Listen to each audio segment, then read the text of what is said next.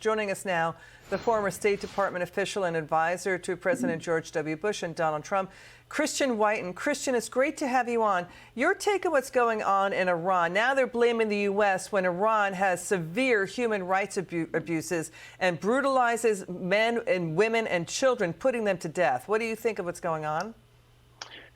Elizabeth, good morning from Asia. It's a big deal what's going on in Iran right now. These are the biggest protests we've seen since 2009, when it really looked like the people had a chance to retake control of their destiny against what Greg Palkot just called as a mullah-run dictatorship. It failed then, and it looks like, there's some great developments now. We have some information going in, but there's some similarities between this and, frankly, Czechoslovakia in 1968, where there's this big uprising against communism, the authoritarianism of the day, and the United States sat around twiddling its thumbs because we wanted a big arms control agreement out of the Soviets. That was then, this is now, and Biden is doing it because he wants the deal of the century on nukes out of Tehran. So that shouldn't be the focus. It should be about what's going on with the people of Iran, right?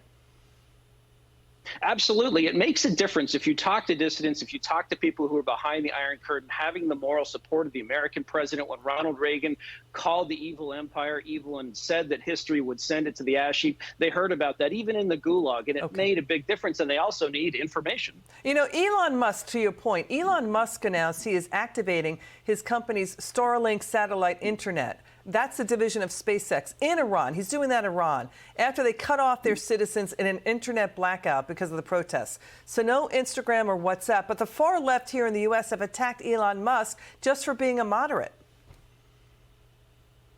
Right. They just don't like that they like that he's not a lefty. They like that he's not part of the Silicon Valley monoculture. Now, he is someone who's benefited through Tesla, through a lot of government subsidies, but, water under the bridge. He is someone who's doing what the government should, understanding political warfare, understanding that people who are protesting need information because they're being lied to by their own government, of course, who says no one cares what you're doing. No one cares about your faith. The world is indifferent.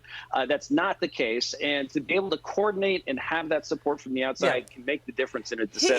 All Musk is saying, we need tolerance. We need to listen to each other. He's saying both the far left and the far right. He said of the U.S. far left, most people in this country are not as intolerant as you. They don't intensely hate anyone who mildly disagrees with them.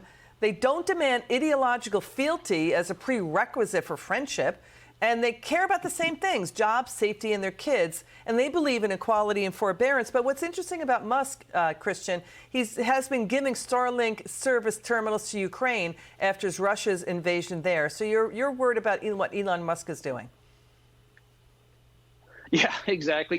He's following a similar path that George Orwell did, who began as a man on the left and was always there to some extent, but certainly saw what communism and authoritarianism and just frankly the lies out of progressives can do to people. And he had a migration throughout his career. And I think you're seeing that with Musk, who says he started out as someone who would vote Democrat and is now maybe not a MAGA Republican, but certainly making a transition because of what he sees. Christian Whiton, great stuff always from you. Great perspective. Thanks for joining us tonight.